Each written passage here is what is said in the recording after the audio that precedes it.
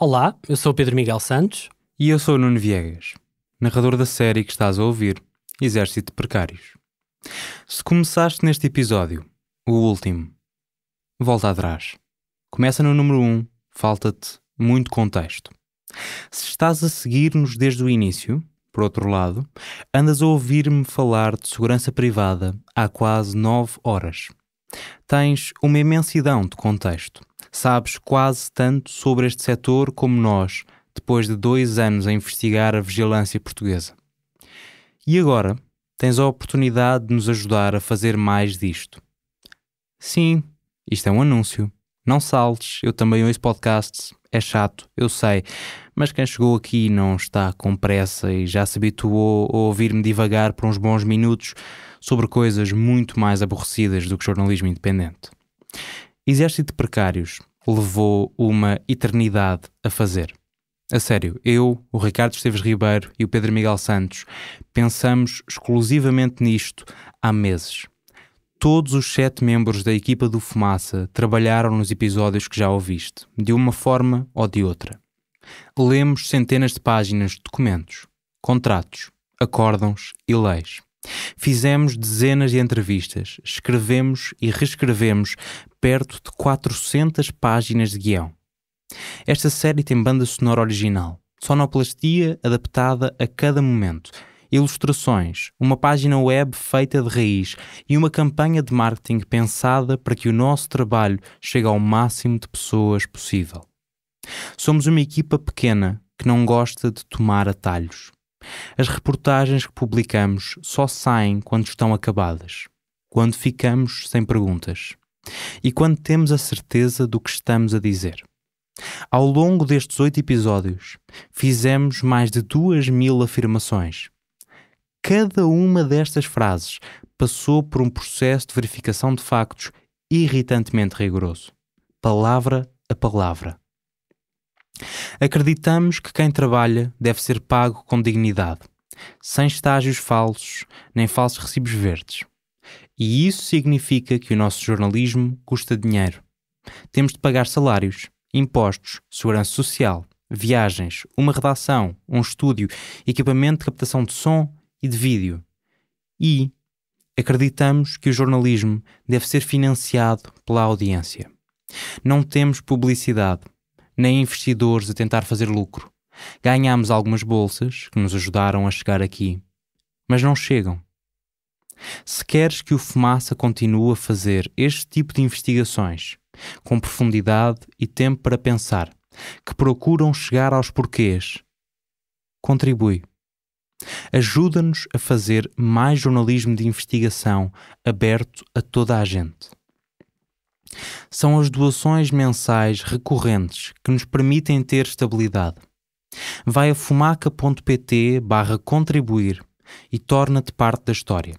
Faz do Fumaça o primeiro projeto de jornalismo português totalmente financiado pelo público. Se 20% das pessoas que estão a ouvir esta série se juntassem à comunidade Fumaça, seríamos autossustentáveis antes do fim do ano. Ora, dito isto, de volta a Pedro Miguel Santos, com a introdução habitual. Este é o 8º e último episódio de Exército de Precários. Um aviso, antes de continuarem. Este episódio inclui múltiplos relatos gráficos de violência física, uso de armas de fogo e morte que podem perturbar algumas pessoas. Se és menor de idade, fala com um adulto antes de continuares a ouvir. Esta reportagem foi escrita, produzida e editada para ser ouvida com auscultadores ou auriculares. Vai a fumaca.pt para leres a transcrição de todo o episódio.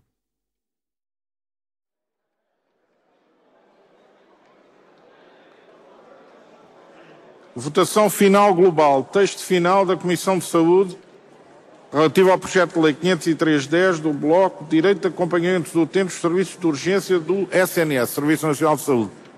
Votos a favor? Podem sentar. Abstenções? Contra? Aprovado por unanimidade. Uma das vertentes mais interessantes da teoria do caos é o efeito borboleta.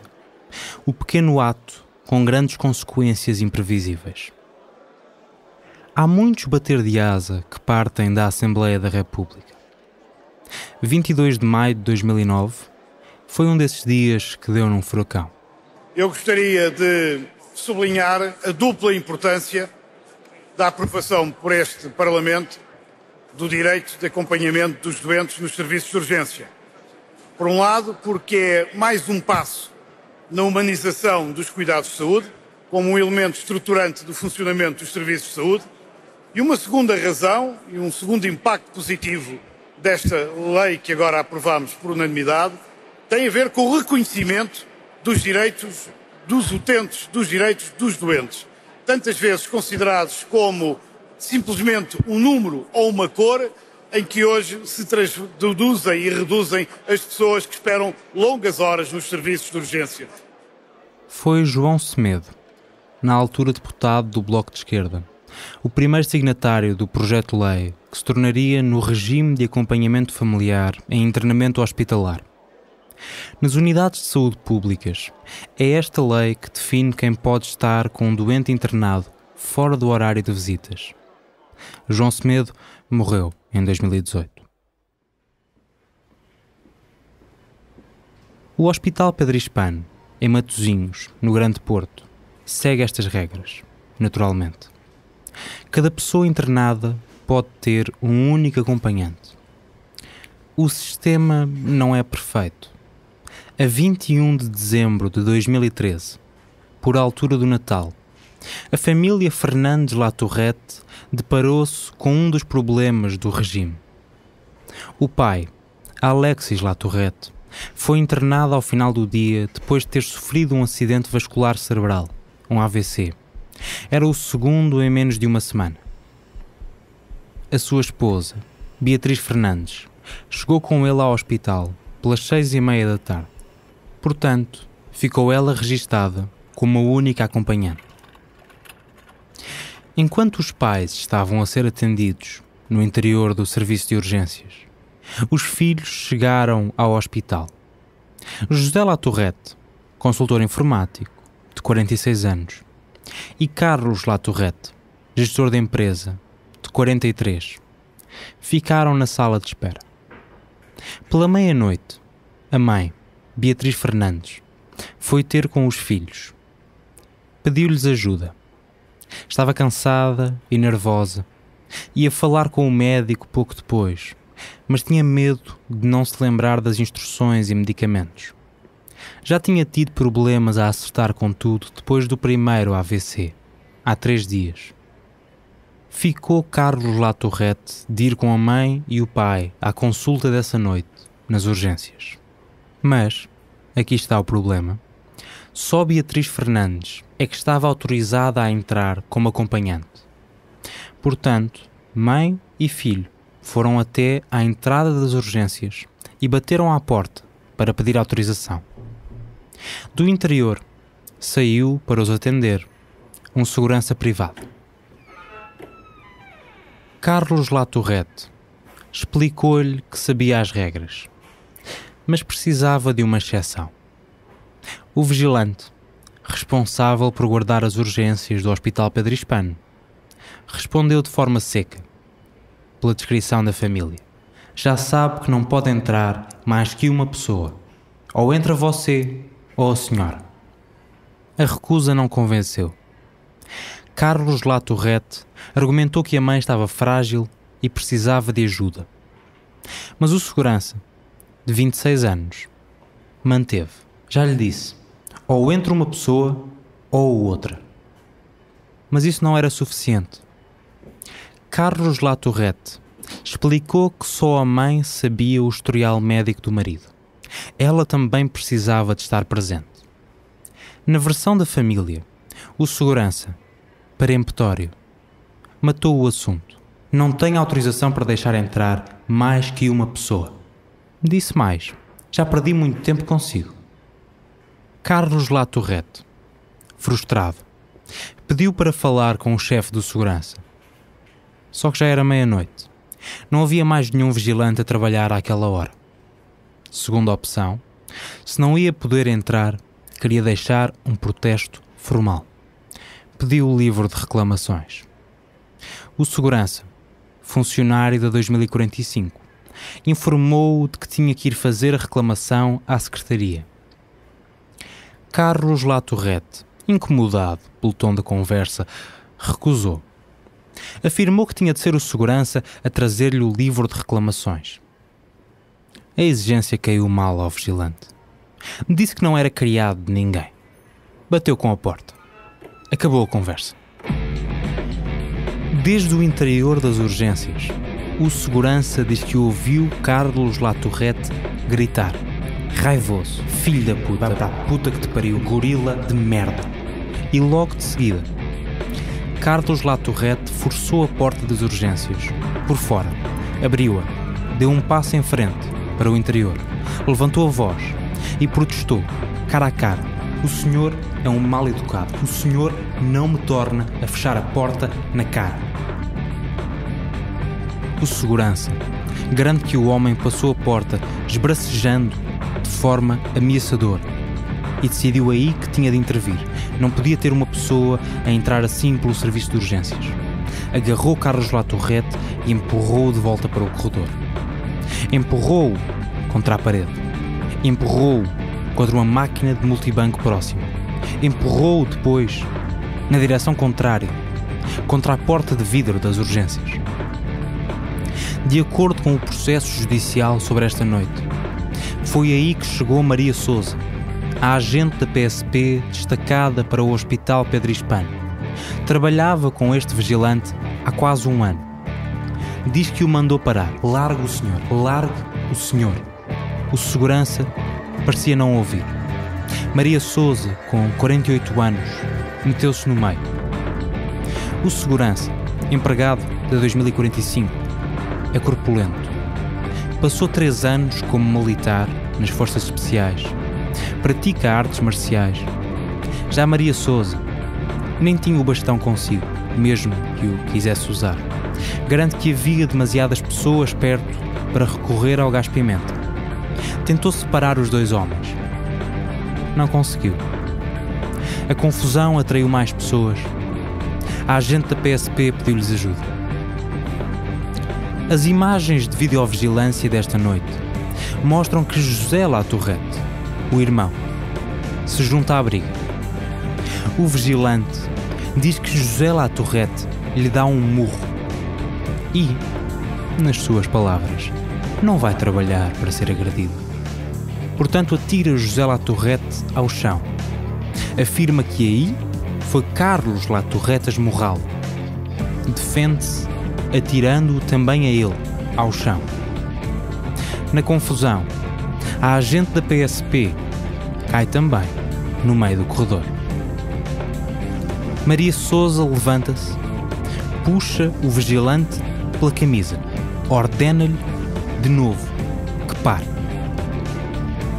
E, com a luta ganha, o ex-militar, agora segurança privado, obedece. Pega no telemóvel que lhe tinha caído do bolso, aperta o cinto que se tinha aberto, volta ao interior das urgências, ao seu posto de trabalho.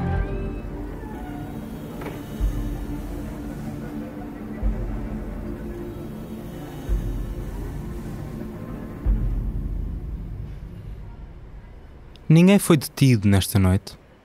Pelas 2 da manhã, o vigilante foi atendido nas urgências do Hospital Pedro Hispano, a poucos metros do local da luta. Apresentava um hematoma junto ao olho esquerdo, ligeiras escoriações no lado esquerdo do tórax e um edema no dedo anular da mão direita. Tratamento, gelo e analgésicos. Não tem data de recuperação esperada, mas ao fim de 2 horas já se destacava na ficha de urgência uma franca melhoria. A ficha de Carlos Latourette, das mesmas urgências, na mesma noite, indica uma equimose na omoplata esquerda, um edema na mão direita e outra discreta escoriação frontal esquerda. Tratamento, gelo e analgésicos. Recuperação esperada, 2 semanas, com dificuldades em rodar o pescoço, mover um dos braços e uma das mãos. Às 3 da tarde de 24 de dezembro de 2013, véspera de Natal, 2 dias depois, Carlos Latorrette fez queixa contra o segurança de 2045 na esquadra da PSP de Custóias, em Matosinhos, a 4 km do hospital.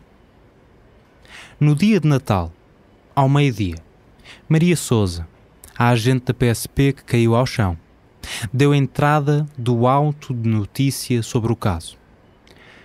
Assim que foi interrogado sobre esta noite, a 3 de fevereiro de 2014, o vigilante informou a polícia de que queria apresentar ele queixa.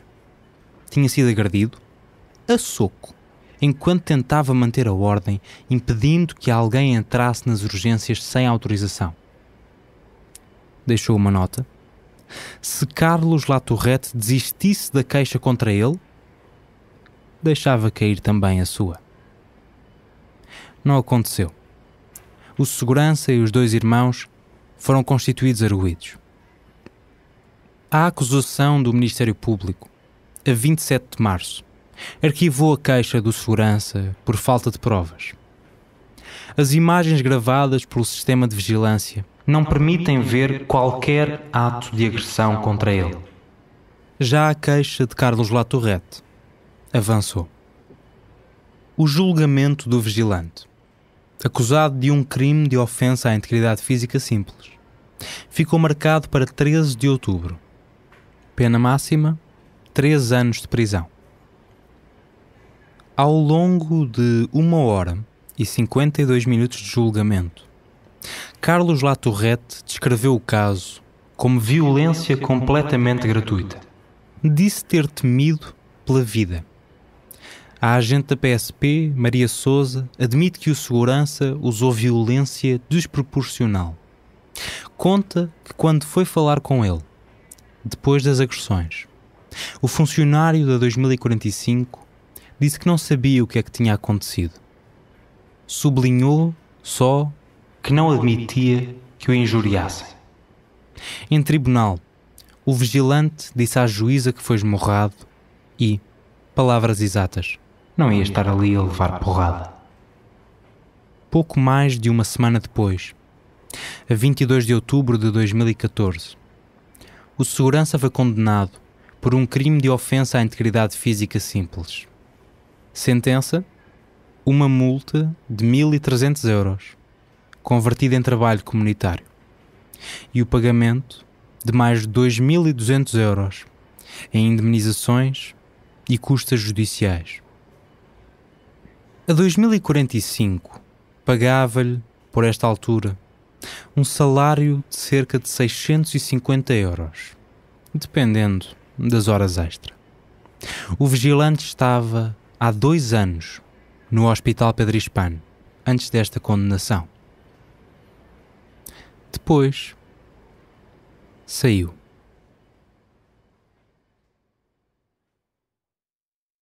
Ser condenado por violência, quando se trabalha como vigilante, pode destruir uma vida, acabar com uma carreira, virar tudo ao contrário.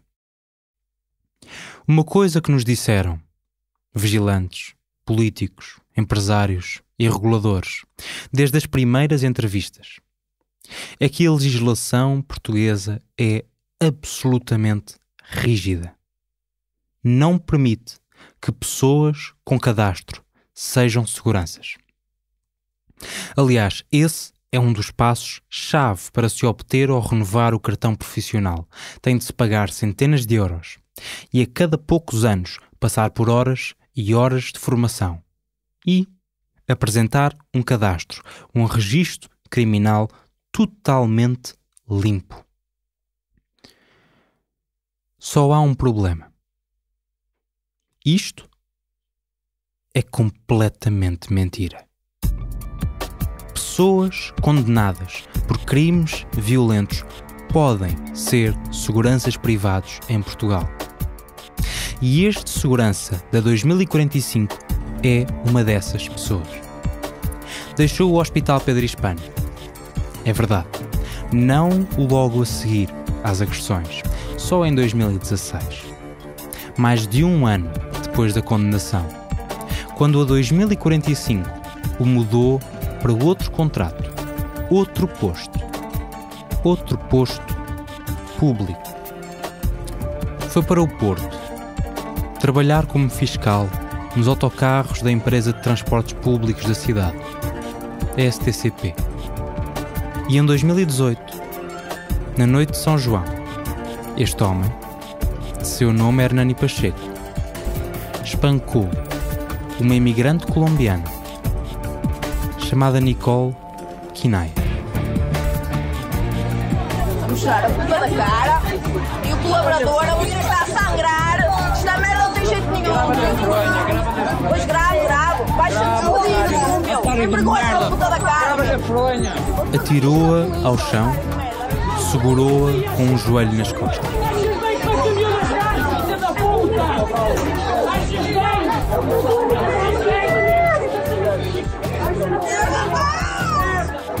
Quando a jovem fez queixa na polícia, apresentou queixa contra ela por o ter agredido enquanto mantinha a ordem. E dessa vez não chegou a julgamento. Desistiram os dois. Foi tudo arquivado. Sim, é a mesma empresa, a 2045. E é o mesmo homem, Hernani Pacheco. Foi aqui que começamos. É aqui que vamos acabar. Este é o 8º e último episódio da série Exército de Precários. Luvas. Seja toda a gente bem-vinda ao Fumaça. Eu sou o Nuno Viegas.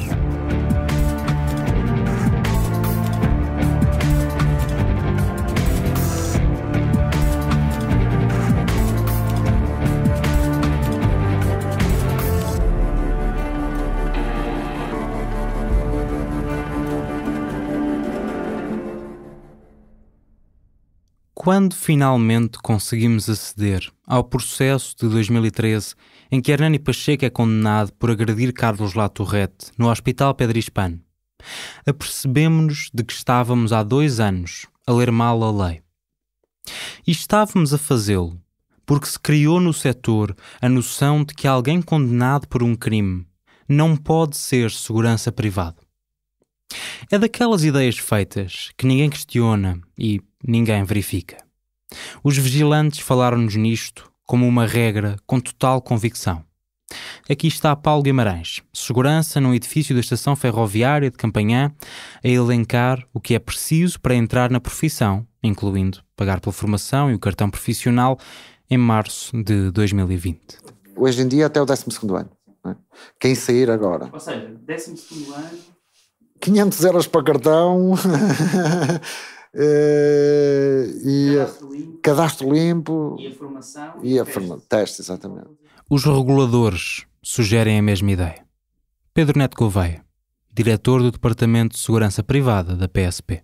Uma das questões que a Lei de Segurança Privada prevê é que o registro criminal esteja limpo. E desde a Assembleia da República, Luís Marques Guedes, deputado do Partido Social Democrata, presidente da Comissão de Assuntos Constitucionais, Direitos, Liberdades e Garantias, uma das mentes-chave da atual Lei da Segurança Privada, indica o mesmo. Progressivamente foi-se afinando legislação nesta área da segurança privada e com exigências grandes em termos de formação, de responsabilidade.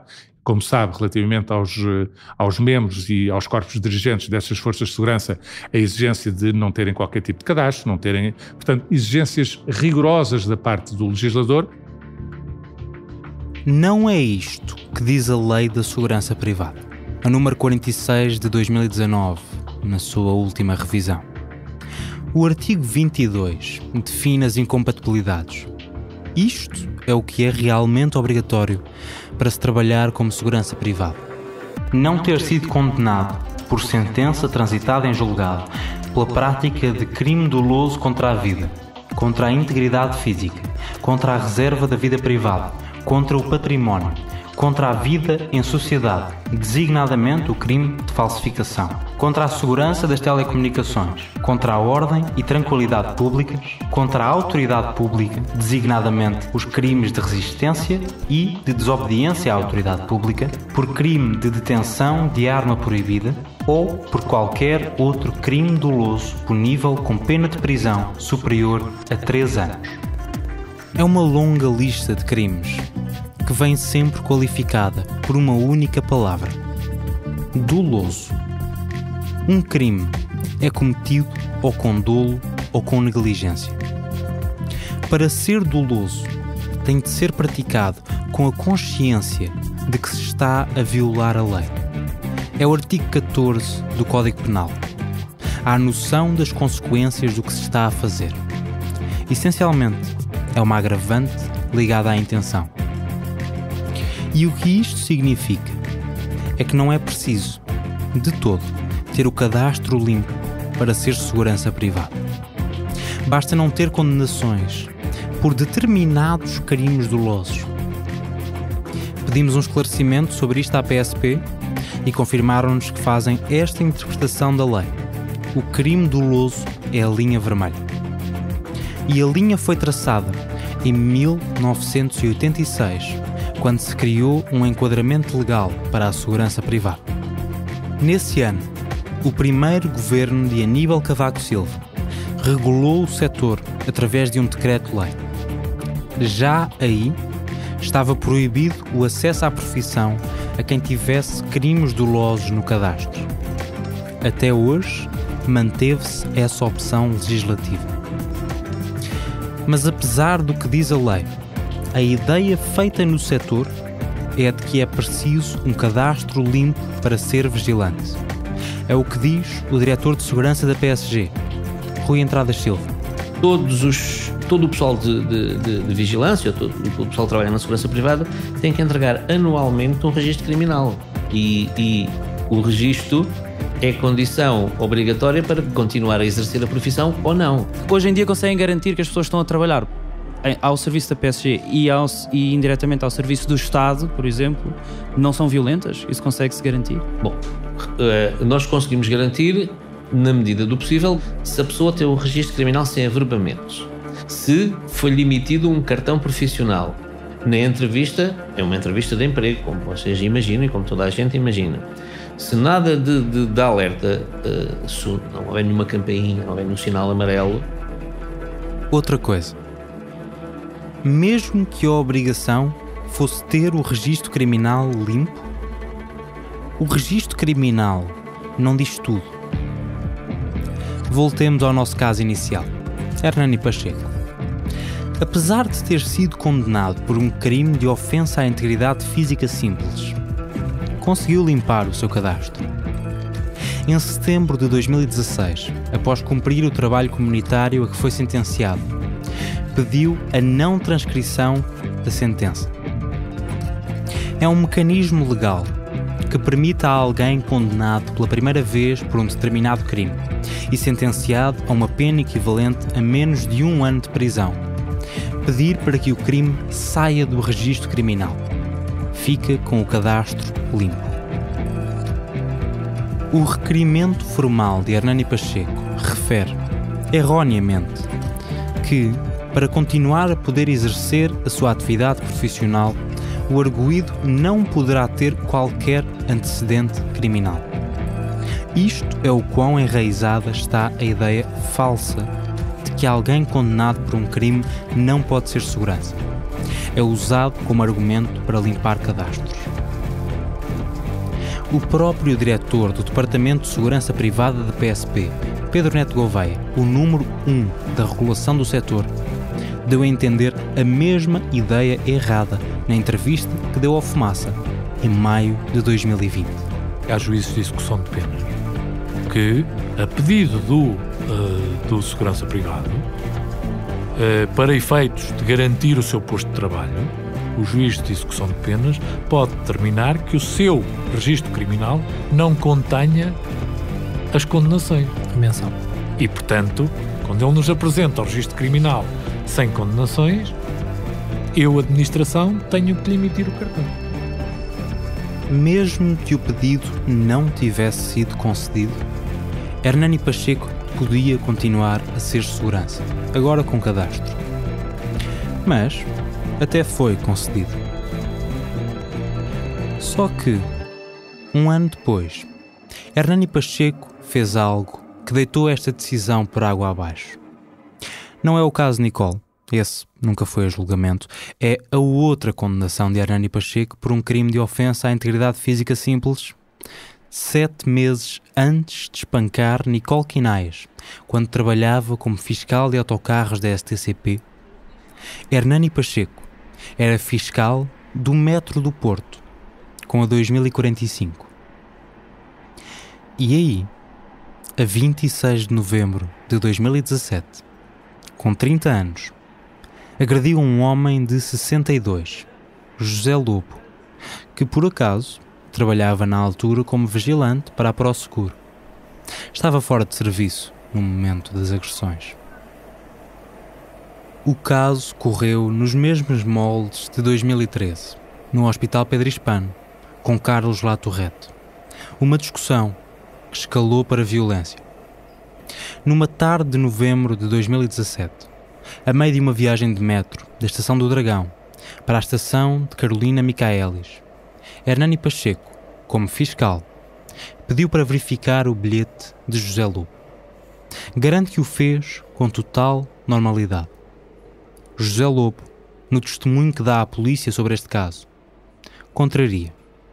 Diz que o segurança foi rude e bruto. Portanto, protestou. Pediu que ele se identificasse para registar uma reclamação pelo tratamento. O vigilante terá recusado. Segundo o processo judicial a que o Fumaça teve acesso, saíram juntos na estação de metro do Heroísmo para resolver o problema. José Lobo agarrou o telemóvel para tirar uma fotografia a Hernani Pacheco, para ter como o reconhecer. O segurança não gostou. Arrancou-lhe o telemóvel da mão. E, em resposta, José Lobo pegou-lhe na máquina de fiscalização de bilhetes. Troca por troca. E aí, 4 anos depois de agredir Carlos e José Latorrete, Hernani Pacheco agarrou José Lobo pelo pescoço, atirou-o ao chão e aplicou-lhe um mata-leão, um golpe de artes marciais em que se estrangula a vítima pelas costas, trancando-lhe o pescoço com o braço dominante. O processo judicial que se abriu sobre este dia ficou resolvido 1 ano e meio depois. Hernani Pacheco faltou ao julgamento. A 24 de abril de 2019 foi condenado, novamente, por um crime de ofensa à integridade física simples. O acórdão destaca: a pena de multa não será suficiente para afastar Hernani Pacheco da prática de ilícitos criminais da mesma natureza, motivo pelo qual entendemos que apenas a pena de prisão se mostra suficiente para satisfazer os fins de retribuição e de prevenção geral e especial que se visam com a pena. Hernani Pacheco foi condenado a 5 meses de prisão. Mas pela lei portuguesa, uma pena abaixo de 1 ano é convertida numa multa. Neste caso, de 900 €, convertida, por sua vez, em trabalho comunitário. Teve ainda de pagar as custas judiciais e uma indemnização a José Lobo. No total, foram mais de 2.100 €. Uma nota: foi o metro do Porto a arcar com os 594 € que custou reparar os óculos de José Lobo, partidos quando Hernani Pacheco o atirou ao chão. Ou seja, foi o Estado português a cobrir parte da compensação pelo crime de um trabalhador privado. Esta condenação anulou automaticamente a decisão de não transcrição de 2013. Os 2 casos passaram a constar do seu registro criminal. Hernani Pacheco ficou com cadastro, outra vez. Mas isso não importa. O resumo é este. pode-se ser condenado por um crime violento. Até um crime violento cometido em funções. Até 2 crimes violentos cometidos em funções. Até 2 crimes violentos cometidos em funções enquanto se está ao serviço do Estado. E continuar a ser segurança. Só é preciso garantir que nunca se é condenado com dolo. E, com Hernani Pacheco a reunir as condições legais para continuar a trabalhar. A 2045, transferiu-o para o continente do Maia Shopping, perto de Irmesinde. Hoje, é chefe de grupo nesse posto. Enviámos perguntas sobre tudo isto à empresa. Nunca responderam.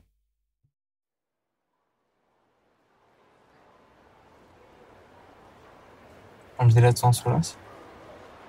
Em novembro de 2020, decidimos entrevistar Hernani Pacheco. Seria a última entrevista desta investigação. Nunca a conseguimos fazer, mas tentámos. Uma vez estivemos perto. Eu e o Pedro Miguel Santos fomos ao Maia Shopping, o centro comercial em que trabalha Hernani Pacheco. Devo dizer que nunca, como naquele dia, fiquei tão nervoso pela perspectiva de fazer uma entrevista. Hernani Pacheco veio falar connosco à porta do continente. É alto, musculado, corpulento. Também foi, neste dia, perfeitamente simpático. Ouviu-nos sem interromper. Deixou comentários soltos sobre os casos. No fim, disse que ia pedir autorização à advogada para nos dar uma entrevista. Acabaria por recusar. Não lhe dissemos, na altura, mas antes de o encontrarmos no Maia Shopping, tínhamos passado pela sua casa. Bairro de classe média e média baixa? Ao pobre mesmo, não é? Sim. Parece uma aldeia, mas assim mais humilde. Sim. E são todas casas separadas, com hortas, com quintais, jardim, mas claramente quintais que eles trabalham e plantam e têm as suas coisas, tudo vedado. Vedações leves, plástico. Hernani Pacheco mora com os pais numa vivenda de 2 andares, pintada de cor-de-rosa, com as paredes manchadas de umidade debaixo das escadas. Há vasos com flores junto ao portão. Um cão ladra desde as traseiras. Tocámos à campainha, mas ninguém abriu a porta. Podemos levar isto na massa, certamente. Por mais do que uma vez, desde 2014, a Direção-Geral de Reinserção e Serviços Prisionais veio até esta casa deixar avisos para que não faltasse ao trabalho comunitário. Aconteceu repetidamente. Em 2016, foi chamado a tribunal por isto. Explicou na altura aos juízes que não tinha dinheiro para pagar as multas, nem tempo para cumprir a pena. Estava a trabalhar 12 horas por dia e alguns fins de semana. Os juízes, durante a audiência, não acreditavam que o horário fosse real. Também por mais do que uma vez, um oficial de justiça veio até esta casa proceder à penhora das posses de Hernani Pacheco para cobrir as indemnizações e custas judiciais. Não encontrou muita coisa. O recheio da casa estava em nome dos pais. Tiveram de apresentar faturas para não perderem o micro-ondas, o ferro de engomar, o secador, nem a mesa de piquenique, de pinho. As contas bancárias do segurança estavam vazias, pela informação dada ao tribunal. E sobre o seu ordenado, já havia mais do que uma penhora a correr. As dívidas ao Estado só se acumularam em cima dessas. Não havia como cobrar.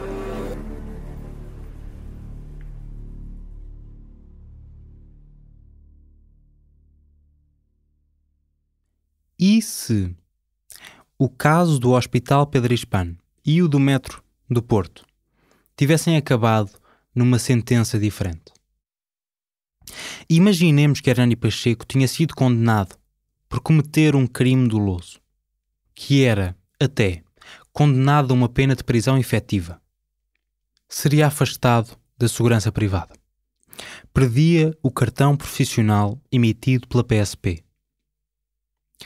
Mas, eticamente, seria justo que esta proibição durasse para o resto da sua vida? Devemos, como sociedade, impedi-lo permanentemente de aceder à sua profissão, mesmo depois de cumprir a pena decretada por um tribunal? O Major-General Agostinho Costa, que ouvimos no primeiro episódio, argumenta que sim. Foi segundo comandante-geral da GNR entre 2014 e 2015. Agora pertence ao Grupo de Reflexão Estratégica sobre Segurança do Instituto de Direito e Segurança da Universidade Nova de Lisboa. E considera que há certas condenações que mostram que a pessoa não tem condições para ser vigilante. Mas já não pagou a sua dívida à sociedade? Deve procurar outra, é porque o seu perfil, depende do tipo de crime, não é? Vamos ver. Mas qualquer crime, se a pessoa cometeu um crime que a priori decorre de uma circunstância que se vê que é por uma alteração da ordem emocional, que a pessoa não tem o sangue frio, não tem a presença de espírito e não tem a capacidade para estarmos a colocar essa mesma pessoa numa circunstância que poderá levar à repetição. Portanto, há mais vida para além da segurança privada. Portanto, não é? O cidadão cometeu um crime naquela área, portanto, deve seguir a sua vida noutra área necessariamente. Neste momento, não é assim que funciona. Os registros criminais não são eternos. Mesmo que se seja condenado por um crime violento, doloso, e se fique impedido de ser segurança, essa sentença desaparece do cadastro um dia. Dependendo da gravidade do crime, e se nunca se reincidir, em 5 a 10 anos após o cumprimento da pena, o crime é apagado permanentemente. No caso de um segurança, volta a ter a hipótese de receber um cartão profissional. Deixa de ter impedimentos legais. Ainda assim, enquanto o crime está no cadastro, mesmo depois de se cumprir pena, os seguranças perdem o acesso à profissão. Pedro Neto Gouveia, à cabeça do Departamento de Segurança Privada da PSP. No caso de uma pessoa que seja de facto condenada por um crime violento, cumpra a sua pena de prisão, é justo impedi-la de exercer a atividade depois? Depende. Por isso é que a lei especifica quais são os crimes. Um homicídio? A lei especifica quais são os crimes. E há um espaço que medeia a... Depois desta entrevista, em maio de 2020, esta questão ficou nas nossas cabeças. Portanto, perguntámos, por escrito, algum tempo depois, se fazia sentido que uma pessoa diversas vezes condenada por crimes contra a integridade física pudesse trabalhar como segurança privada. O diretor do Departamento de Segurança Privada da PSP disse-nos que faz sentido que quem pode trabalhar legalmente num setor tenha a hipótese de o fazer. A justificação era simples. Disse: a legislação penal e de execução de penas prevê a reabilitação para todos os cidadãos. Pedro Neto Gouveia diz que é justo aquilo que os legisladores considerarem justo. Mas as leis têm de ser escritas por alguém. E para se chegar ao texto que rege a segurança privada, terá sido preciso encontrar forma de resolver precisamente o dilema com que me deparei ao ver Hernani Pacheco a trabalhar no Maia Shopping. Se me perguntassem na altura, quando tinha medo dele. Diria que alguém condenado por um crime violento nunca devia poder ser segurança privada. Parecia-me fazer perfeito sentido. Mas essa ideia poria em causa o princípio basilar do nosso sistema penal. Vamos aflorar, só por um momento, a filosofia subjacente à justiça portuguesa. É um apontamento, parte de uma reflexão maior, para outra altura, mas parece-me importante. O objetivo de uma pena é, de acordo com o Código Penal, citando, a proteção de bens jurídicos e a reintegração do agente na sociedade. Isto significa que uma pena não serve para punir alguém. A lei afirma que uma pena não é usada como castigo pela justiça portuguesa. Há medidas de proteção da sociedade, de reabilitação e de reintegração do indivíduo. É por isso que não temos prisão perpétua. O nosso sistema judicial quer que haja espaço para as pessoas mudarem. A Constituição da República Portuguesa estabelece vários princípios base para o sistema judicial. Artigo 29.5. Ninguém pode ser julgado mais do que uma vez pela prática do mesmo crime. No artigo seguinte, 30.1, não pode haver penas nem medidas de segurança privativas ou restritivas da liberdade com caráter perpétuo. Toda a pena tem de ter um fim. Artigo 30.4. Nenhuma pena envolve como efeito necessário a perda de quaisquer direitos civis, profissionais ou políticos. Uma sentença, só por si, não leva a que se percam outros direitos. É por isso que se continua a votar quando se está preso. A privação de liberdade de movimento não pode limitar o direito ao voto. Após se decidir em tribunal que alguém é culpado de um crime, os juízes, a partir da legislação aplicável, decidem qual a pena justa, seja uma multa ou tempo de prisão. Quando os tribunais precisam de restringir os direitos profissionais de alguém, porque há indícios de que a pessoa pode usar a função para cometer mais crimes, têm de usar uma pena acessória. Decidem, caso a caso, se, para além de uma pena de prisão ou de multa, a pessoa condenada fica impedida de aceder a uma determinada profissão. Mas esta proibição tem de ser sempre justificada para o caso específico e tem de ter um termo. E não é isso que acontece. Os seguranças são barrados automaticamente ao pedir o cartão profissional. Não há margem. Enquanto um vigilante tiver um crime doloso no cadastro, perde o acesso à profissão, porque não consegue sequer pedir ou renovar o cartão profissional. É castigado duplamente a partir de uma única pena. Isso parece contradizer, se não a letra da lei, pelo menos as ideias subjacentes à nossa Constituição. E, em relação à questão inicial, até pode ser eficaz, em termos práticos, afastar permanentemente uma pessoa da profissão por cometer um crime. Mas aplicar isso implicaria assumir que o nosso sistema judicial não é capaz de cumprir para todos os cidadãos duas das suas missões centrais: a reabilitação e a reintegração.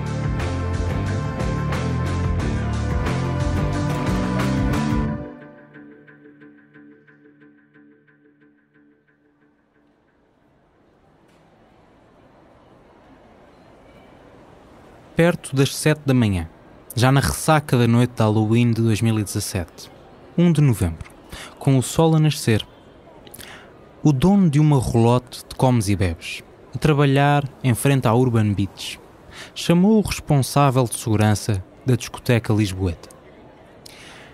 Disse-lhe que havia um grupo de jovens a incomodar-lhe a clientela. Sugeria que estariam a roubar. Andavam a causar problemas. O responsável avisou os seus vigilantes, empregados pela PSG, e saíram à rua.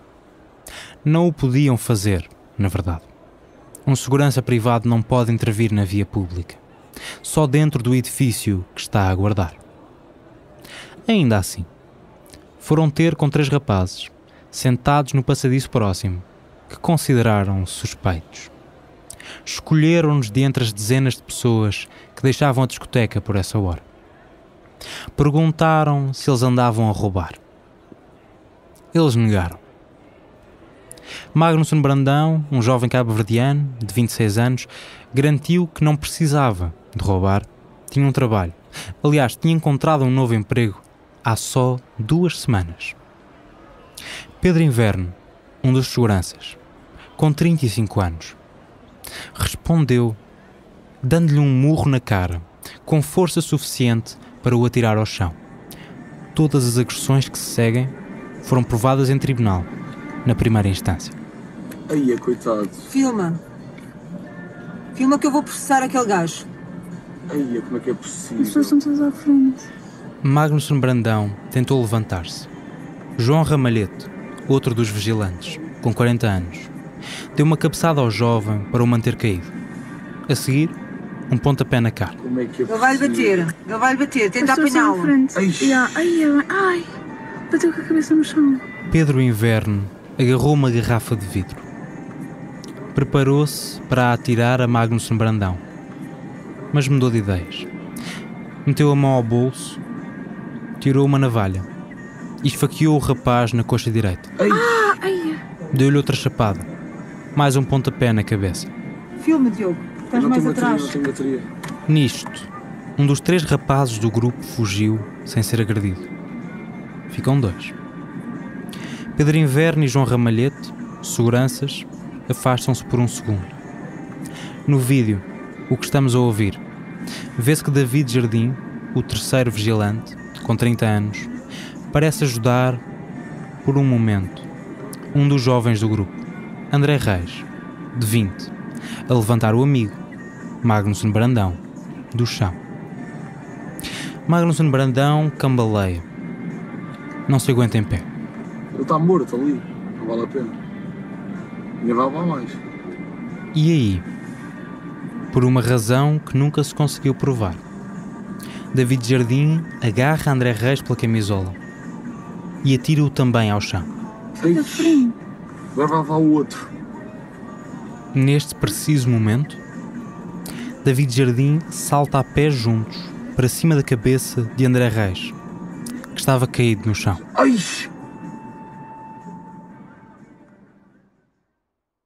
O vídeo foi para a internet. Da internet, o caso saltou para a comunicação social. A PSP diz que foi chamada ao local e que está a investigar o caso, apesar da violência das imagens, e segundo o INEM, os jovens foram levados para o Hospital de São José em Lisboa, apenas com ferimentos ligeiros. Pelas minhas métricas, não foram ferimentos ligeiros. O pedido de indemnização civil interposto por Magnusson Brandão, a vítima que mais agressões sofreu, indica que do espancamento resultou um traumatismo craniano que o fez desmaiar, lesões na face, o nariz partido, um golpe de 2 centímetros na coxa direita, um hematoma na parte de trás da cabeça, uma lesão na pálpebra, vários dentes partidos e danos no maxilar. Magnusson Brandão, por algum tempo, deixou de conseguir comer alimentos sólidos. Teve de ser medicado e de fazer 2 tratamentos dentários. Ainda queria fazer outro, orçamentado em mais de 5.000 euros. Mas não conseguia pagar. Precisou de levar pontos na perna, onde foi esfaqueado. A recuperação demorou 35 dias. Afirma, apesar disto não ter sido dado como provado em tribunal, que as faltas por doença e os rumores, noticiados sem qualquer prova, de que tinha sido espancado por andar a roubar, o levaram a perder o emprego, onde estava há 2 semanas. A SIC, o presidente do Conselho de Administração do Urban Beach, lamenta o que aconteceu e diz que até agora 3 seguranças envolvidos já foram afastados. Por volta das 4h30 da manhã desta sexta-feira, agentes da PSP chegaram ao Urban com um despacho assinado pelo Ministro da Administração Interna para o encerramento imediato do espaço. Eduardo Cabrita mandou fechar o Urban por 6 meses. A discoteca terminou o contrato de segurança privada que tinha com a PSG.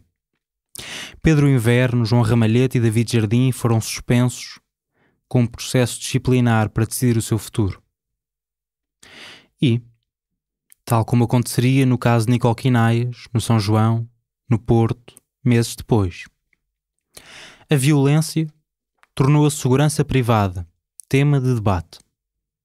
Chegou aos programas de comentário, a quem molda a opinião pública. O Ricardo Araújo Pereira decreta encerra, bitch. Encerra, bitch, porque a danceteria Urban Beach, conhecida por espancar alguns dos seus clientes, não permitir a entrada de outros, toda a noite, digamos, o universo da noite em Portugal é uma espécie de faroeste. As portas destes estabelecimentos são uma espécie de faroeste que de facto precisava de uma regulaçãozinha. As agressões por parte de 3 seguranças do Urban Beach a 2 jovens podem levar a uma alteração da lei que regula a atividade de segurança privada. Segundo o Diário de Notícias, pela primeira vez perante um caso concreto, o Conselho de Segurança Privada vai reunir após convocação do Ministro da Administração Interna. A lei não mudou em 2017, nem em 2018.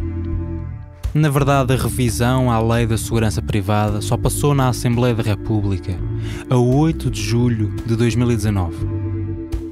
Curiosamente, um mês depois de o caso Urban ter uma decisão judicial.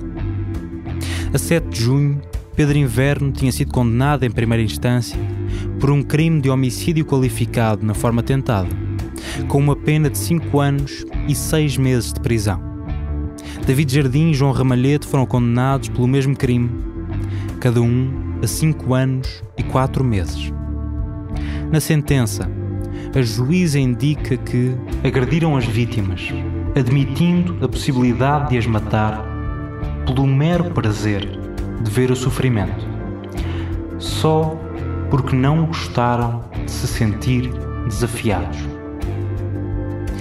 Em indemnizações pelos danos físicos e psicológicos causados, Pedro Inverno e João Ramalhete foram condenados a pagar quase 13 mil euros a Magnusson Brandão.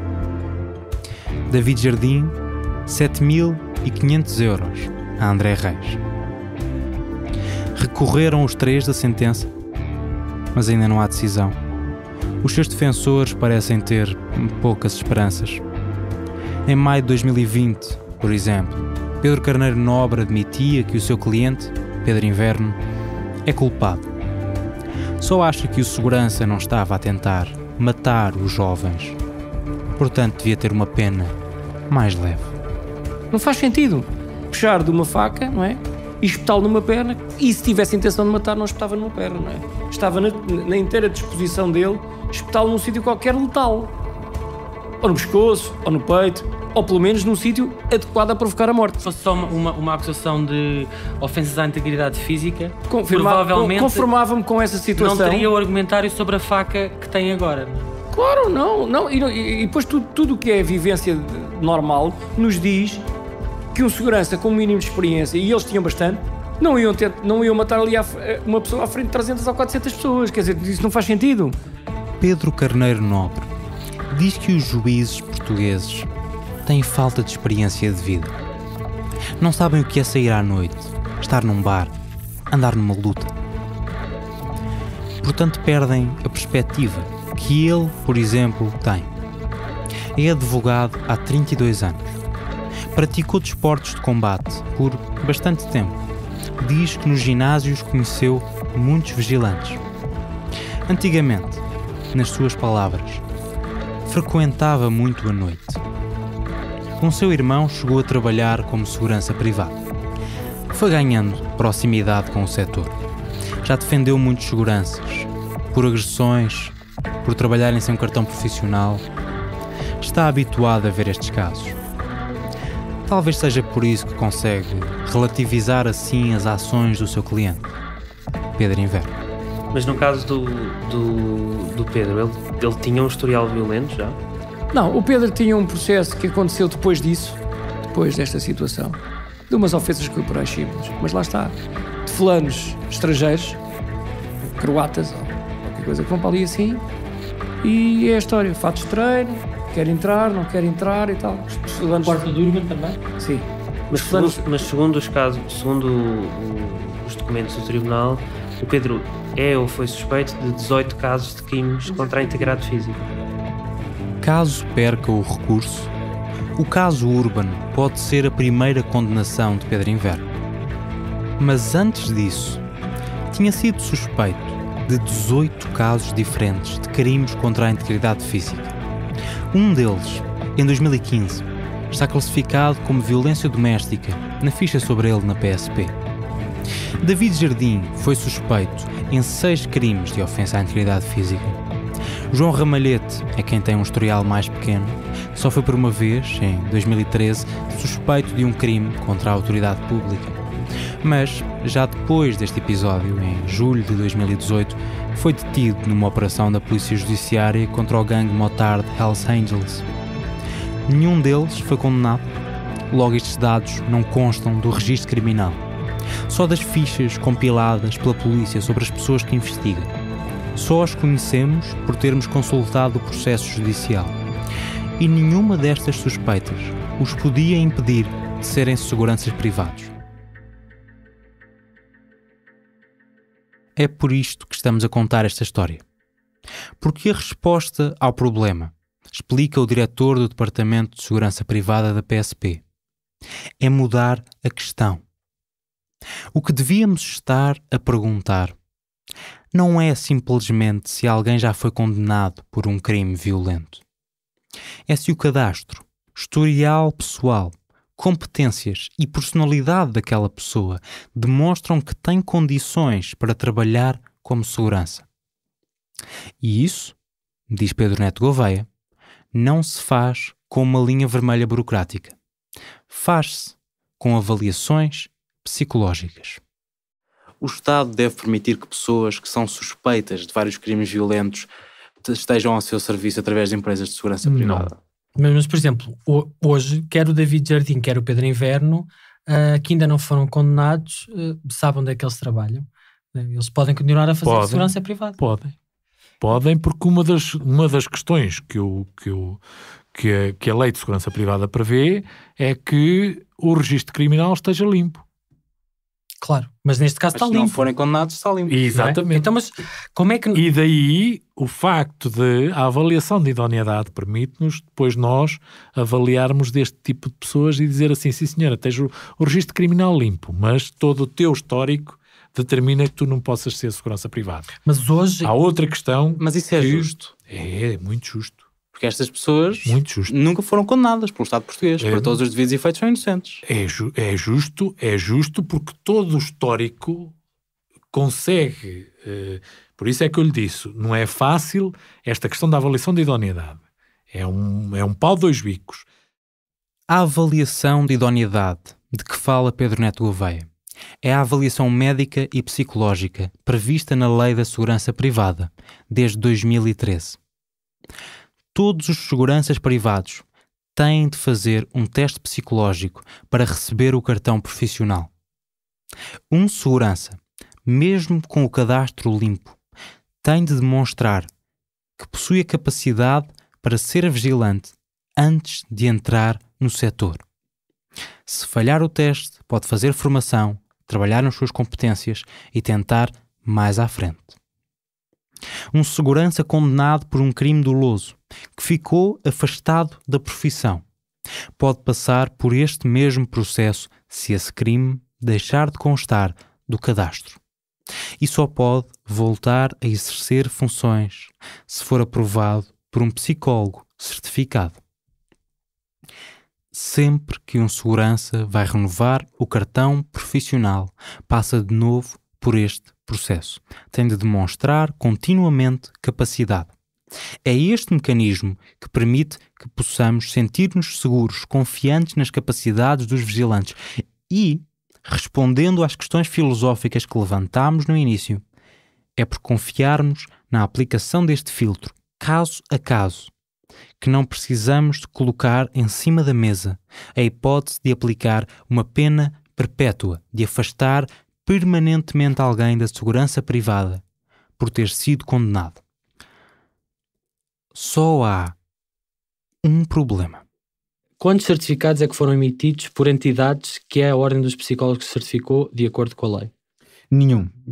Não houve até hoje nenhum processo que tenha sido submetido à Ordem para qualquer reconhecimento no âmbito desta legislação. Este é Francisco Miranda Rodrigues, bastonário da Ordem dos Psicólogos, em entrevista ao Fumaça, a 28 de maio de 2020. E está a dizer-nos que nos últimos 8 anos, desde que se tornou obrigatório fazer estas avaliações psicológicas a todos os vigilantes, nenhum segurança privado foi submetido a uma, porque a lei ficou presa num inferno burocrático. O diretor do Departamento de Segurança Privada da PSP, Pedro Neto Gouveia, já tinha admitido a mesma coisa 2 semanas antes. E houve aqui vários problemas de ordem técnica, que têm a ver com a questão dos psicólogos, da Ordem dos Psicólogos e da Direção-Geral de Saúde, que tiveram que ser resolvidos e ultrapassados. Mas isto já estava na lei de 2013. Já estava na lei, mas era impraticável, portanto havia ali uma nuance. Ficou preso nos trâmites. Porque não estava regulamentado, é isso? Não, era uma questão técnica que a lei previa e que os psicólogos não conseguiam implementar. Portanto, houve aqui uma falha daquilo que era a necessidade médica, é o ponto 4 médica, tecnológica, com a execução do exame que deveria ser feito. Porque a avaliação da aptidão psicológica... Nesta altura está, penso que, ultrapassado. Na verdade, não estava. Francisco Miranda Rodrigues, bastonário da Ordem dos Psicólogos, esclarece.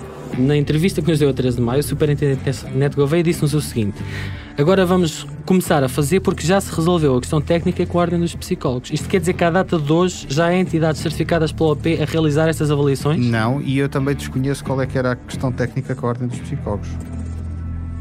Não sei. Acha que ele estava a sacudir a água do capote? Não faço ideia. Se existia alguma questão técnica, eu não tenho qualquer conhecimento nenhuma de alguma questão técnica com a Ordem dos Psicólogos. É esta a letra da Lei da Segurança Privada de 2013 que estabelece o sistema de testes psicológicos. Artigo 23. É vedado o acesso e permanência na profissão de segurança privada quando, na avaliação médica e psicológica, o avaliado não atinja as condições mínimas fixadas no anexo 1 à presente lei. Então vamos ao anexo 1.7. É inapto quem sofra de perturbações mentais congénitas ou adquiridas que traduzam redução apreciável das capacidades mentais suscetíveis de modificar a capacidade de julgamento ou que, de algum modo, impliquem diminuição da eficiência ou segurança no trabalho. Tem de demonstrar que nada na sua condição psicológica pode afetar a qualidade do trabalho que prestam como vigilantes. Por exemplo, terem dificuldades em conter-se no uso da força. Na Lei de 2013, o ponto 4 do artigo 23 indica que esta avaliação tem de ser realizada por entidade designada pela Direção Nacional da PSP, reconhecida pela Ordem dos Psicólogos. Era este o primeiro problema. A PSP tinha de indicar quem é que podia fazer este teste. E depois, a Ordem dos Psicólogos verificava a lista proposta, aceitava uns e recusava outros. O bastonário da Ordem dos Psicólogos diz que a PSP nunca sugeriu uma única entidade. Nenhum processo de reconhecimento chegou à Ordem para ser executado. Mas isto quer dizer o quê? Que a Ordem tinha que dizer quem seriam os médicos ou as clínicas que poderiam fazer os tais testes? Sim, a Ordem teria que dizer quais é que seriam as entidades, as organizações, que teriam as condições para a realização dessas avaliações. A PSP, segundo o que está na legislação, designaria então as entidades para que fariam a avaliação. E a Ordem tinha que reconhecer a entidade que a direção da PSP designava. Exatamente.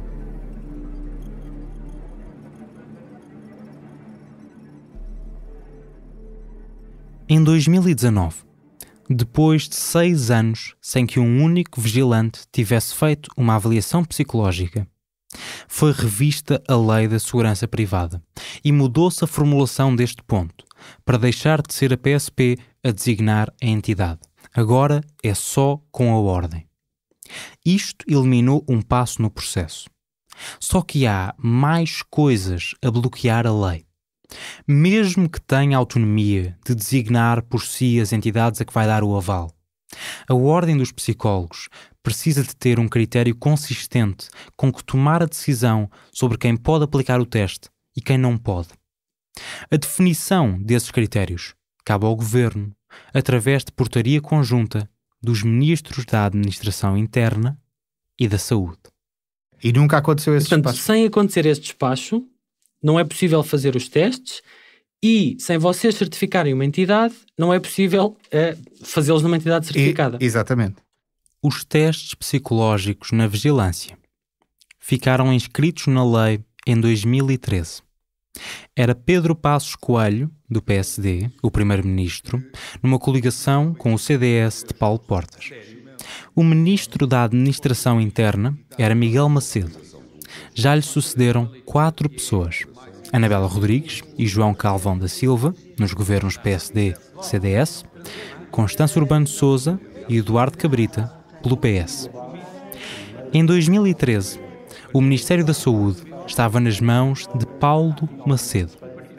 3 pessoas assumiram o cargo depois: Fernando Leal da Costa, com o PSD e o CDS, Adalberto Campos Fernandes e Marta Temido, com o PS. Destes, 0 criaram a portaria necessária para se aplicarem testes psicológicos a seguranças privados. Francisco Miranda Rodrigues foi eleito bastonário da Ordem dos Psicólogos em dezembro de 2016 e tentou, por essa altura, avisar que a Lei da Segurança Privada continuava por cumprir. Era Constâncio Urbano de Sousa, a Ministra da Administração Interna, no primeiro governo de António Costa.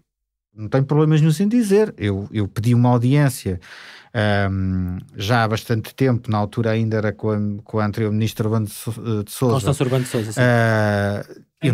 Do governo anterior, sim, na verdade. Eu nunca cheguei a ter resposta, por exemplo. A verdade, como habitual, é mais complexa do que isto. Depois de falarmos com Francisco Miranda Rodrigues, pedimos esclarecimentos ao Ministério da Administração Interna, que deu outra versão. Garante que o pedido da Ordem dos Psicólogos foi reencaminhado para o gabinete da Secretária de Estado Adjunta e da Administração Interna, na altura Isabel Oneto. Chegou a estar marcada uma reunião entre os chefes de gabinete do bastonário e da Secretária de Estado para 10 de março de 2017. Aí, o chefe de gabinete Francisco Miranda Rodrigues faltou ao encontro, devido a um imprevisto de última hora. Confrontámos a Ordem dos Psicólogos com esta versão e admitiram que tinha acontecido assim. Afirmam que pediram para remarcar a conversa e dessa vez é que ficaram sem resposta do Ministério da Administração Interna. Dizem. A então ministra, Constâncio Urbano de Sousa, deixou o cargo em outubro de 2017, depois do mais fatal ano de incêndios de que há registro em Portugal.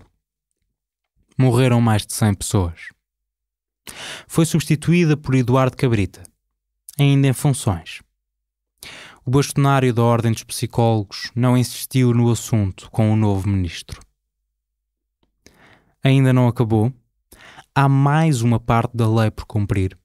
A PSP e a DGS têm de aprovar um formato para o exame e decidir sobre o que vai incidir a avaliação.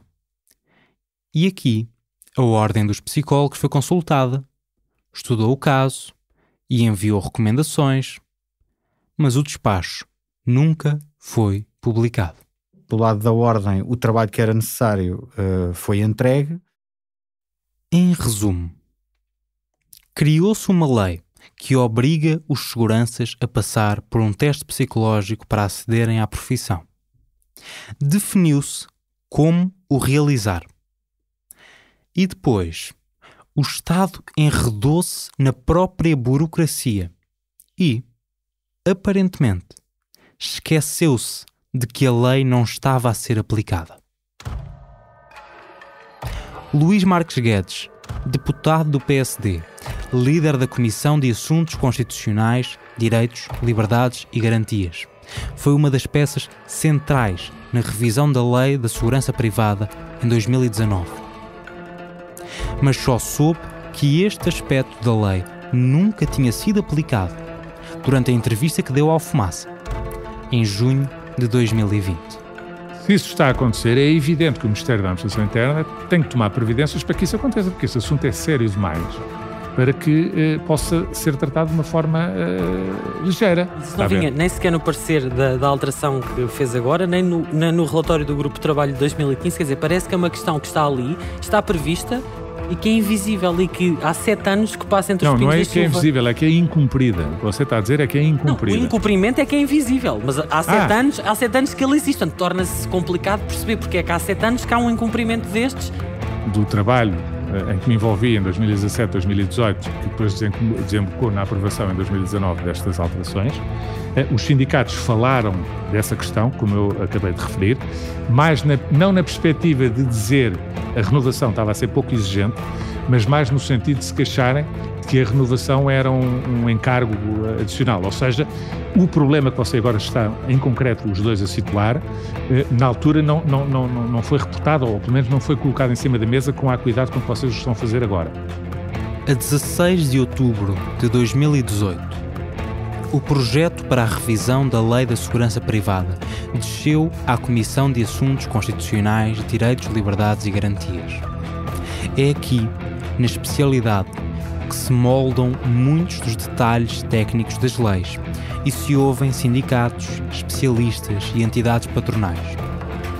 Como membro da Comissão, Luís Marques Guedes integrou os trabalhos. O deputado do PSD, aliás, assina como relator o parecer da Comissão de dezembro de 2018, que aponta múltiplas falhas a essa proposta de lei do Governo. Mas em momento algum da análise, nota que desde 2013 estavam por aplicar as avaliações psicológicas na segurança privada. Em 2019, após as eleições legislativas, assumiu a presidência da Comissão. E em 2021, continua a não existir um filtro para afastar seguranças privados com tendências violentas da vigilância. Se os testes psicológicos estivessem a ser feitos desde 2013, como estava previsto na lei, Hernani Pacheco teria de demonstrar capacidade para ser segurança privado se fosse renovar o cartão profissional depois de agredir Carlos Latorrete no Hospital Pedro Hispano. Se falhasse o teste, e não faço ideia se falharia, não estaria a trabalhar no Metropolitano do Porto em setembro de 2017, quando estrangulou José Lobo, nem nas festas de São João da cidade, no ano seguinte, quando espancou Nicole Quinaias. Pedro Inverno, David Jardim e João Ramalhete teriam sido obrigados a fazer um teste destes para se manterem na profissão. Não há garantias absolutas. As avaliações nunca vão ser perfeitas. Mas se ao menos fossem aplicadas, o bastonário da Ordem dos Psicólogos, Francisco Miranda Rodrigues, diz que era menos provável que houvesse 3 seguranças à porta do Urban dispostos a espancar Magnusson Brandão e André Reis. Não é possível nós dizermos que, pelo facto de terem uma avaliação psicológica, nunca aconteceria semelhante coisa. Claro.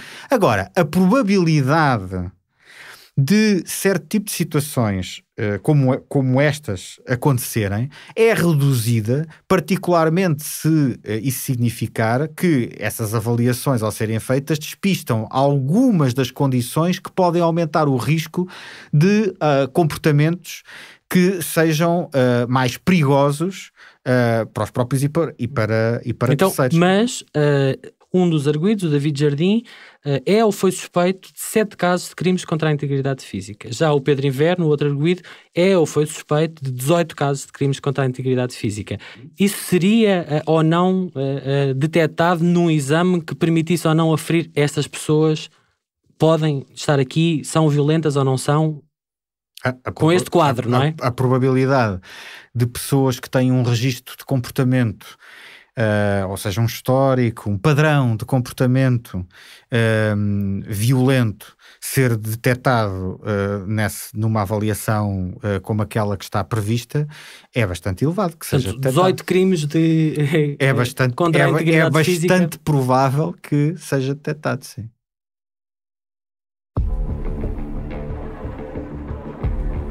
Enquanto investigávamos a segurança privada, ficámos várias vezes presos nesta dualidade. As vítimas que íamos ouvir eram muitas vezes também agressores que tínhamos de confrontar. Acho que a forma de começar a lidar com este dilema é perceber que a violência não é só responsabilidade de indivíduos, mas também dos sistemas e instituições de que estes fazem parte. Uma das primeiras coisas que Sofia Figueiredo, vigilante na portaria da Autoridade para as Condições do Trabalho, em Lisboa, nos disse quando a entrevistámos, foi que o problema começa antes de os seguranças se tornarem sequer seguranças. Eu recordo-me que fiquei muito traumatizada porque eu sou contra a violência. E então recordo-me de chegar naquela sala onde se tinha a formação e de ouvir o seguinte do formador: quando tiverem que bater, é nos ângulos mortos das câmaras. Isto fez muita confusão. E eu fiquei a pensar, será isto que eu quero? Vanessa Cruz, vigilante no Tribunal de Almada, para a COPS. Por acaso, esteve na mesma turma do que Sofia Figueiredo, há 10 anos, a fazer formação para ser vigilante. Uma coisa que ela me contou que lhes foi dita na formação foi que um dos formadores disse que qualquer coisa como: se é para bater, é nos ângulos mortos das câmaras. É verdade. Disseram-te isso? Disseram-nos. Confirmo. É verdade. A escola onde isto terá acontecido já não existe? Foi dissolvida como empresa em 2016. E durante a nossa investigação, escolhemos focar-nos noutros aspectos, não olhámos em detalhe para as escolas de formação. Mas perguntámos sobre o caso ao diretor do Departamento de Segurança Privada da PSP, Pedro Neto Oveia. Escolas de segurança privada são centros de violência organizada? Não. Isso não acredito. Há muita responsabilidade. Eu, felizmente, não quer dizer que não haja um formador ou outro menos capaz e menos apto, mas eu penso que há muito, conforme vos disse, tem evoluído muito e não acredito que hoje em dia se dê esse tipo de formação. As coisas até podem ter melhorado, mas quando falamos com seguranças que estão há 10, 20, 30 anos no setor, estes mostram que aprenderam em serviço muitos destes truques. A pancada escondida, o empurrão bem dado, o murro quando ninguém está a ver. Alguns seguranças não querem admitir isto, mas, de vez em quando, escorregam.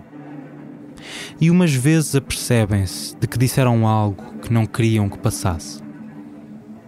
Mas noutras, falam com total naturalidade. Vamos ouvir Rodrigo Santos, um dos seguranças que ficou preso no limbo entre a Stroncharon e a PSG, na estação ferroviária da Gare do Oriente, em Lisboa, o que tinha 3 pensões de alimentos para pagar aos seus filhos e que ouvimos no segundo episódio. A certa altura, estávamos a falar de como ele se sentia mais respeitado quando era segurança no Brasil do que como vigilante em Portugal. No seu consciente, como um cidadão. Você chega numa instituição, você vai ver se você me dá razão ou não. Chega lá e vê um segurança armado, preparado.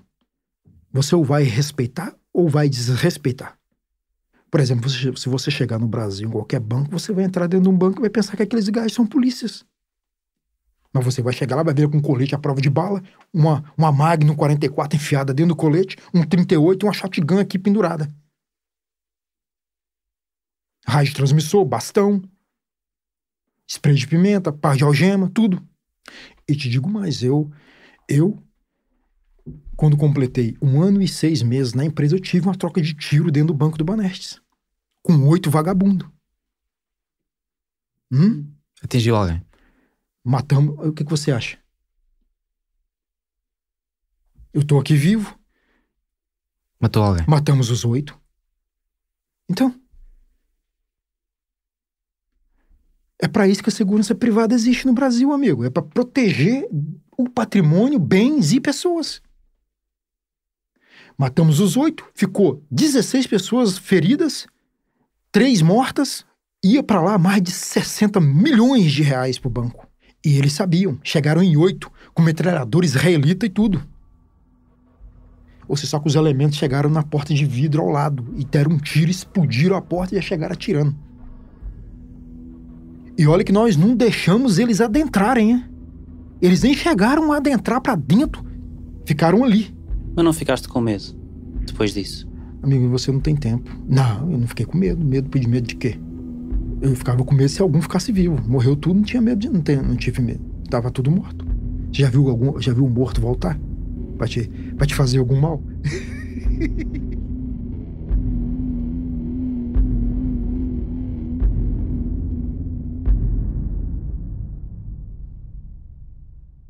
Agora, João Silva, vigilante no Instituto de Registro e Notariado, em Lisboa, o que nos disse no último episódio que o seu patrão, a COPS, furou a primeira greve da sua vida, em março de 2020. E há sítios que nós temos polícias a dizer, eu na Caixa de Crédito Agrícola, pá, eu molhei tanta sopa, porque nós fazíamos rondas, e às vezes apanhávamos coisas que não gostávamos. E eu não trazia stress para casa. Aliviava o stress. E a gente às vezes apanhava polícias. Mas, por exemplo, o quê? Pá, eu vou dar exemplos. Nós fazíamos uma ronda, nós tínhamos um multibanco e apanhávamos cenas no multibanco. Cenas tipo? Ou injetar-se, ou tipo a tentar assaltar pessoas, porque as câmaras do banco apanhavam o multibanco. Eu apanhava prostitutas a despirem-se e a mudar de roupa e ficavam ali todas nuas e depois a lavar. E a gente via aquilo tudo na central de segurança. Era tipo, não pensava com o cérebro, pensava com força. Isso foi há quanto tempo? Ui, há 20 anos atrás. Não sei se já ouviste falar numa feira que há que é chamada Ovibeja. Pronto, eu fiz Ovibeja durante muitos anos e eu adorava fazer aquilo. Porque a gente tinha alturas que é chamado varrimento, que é a altura de toca a sair. E o toca a sair a gente calça as luvas. Que é toca a sair mesmo. E depois nós, em Beja, o corpo de intervenção que vem é de Faro. E o corpo de intervenção olha para a gente como se fôssemos polícias, não é aquela cena vigilante. Se a gente tivesse alguma coisa, a polícia estava ali para nos apoiar. E quando era a parte do varrimento, era a parte que a gente mais gostava. E se a gente tinha que intervir e dar, a polícia chegava ali e pensas que ia dizer, vocês não podem. O que é que ele fez? A ver, toma. Estava a polícia a dar de um lado e estava apoiava-nos, porque a gente ali tinha liberdade da PSP de Faro, não tem nada a ver com a de Lisboa é muito coisa, a de Faro não. Aquilo parece, a gente olhava para o corpo de intervenção, parecia que espumava, estás a ver o pitbull. Mas, por exemplo, tu alguma vez te arrependeste de teres batido em alguém e depois pensaste, se calhar foi demais? Não. Eu tive um episódio no Isto é.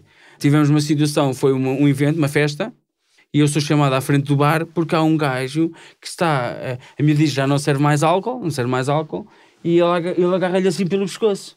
E vai andar, mas já estou de mamado. Eu cheguei lá ao pé dele, amigo, isto acabou. Ele acabou o quê? Sabes quem eu sou? Este amigo acabou. E ele, conforme faz-me assim, os meus óculos, pumba, para o meio da multidão.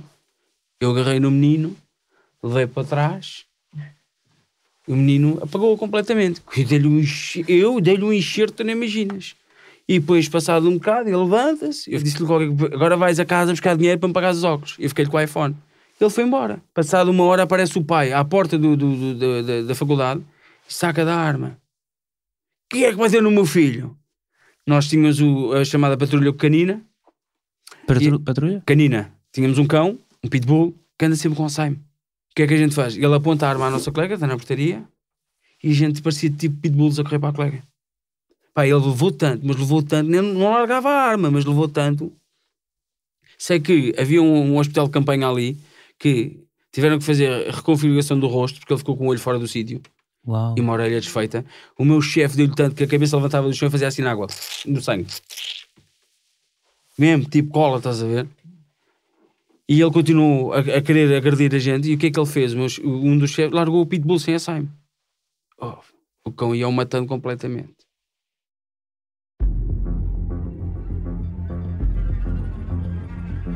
Perguntámos à PSP sobre o retrato deixado por João Silva das ações do Corpo de Intervenção de Faro. Não responderam.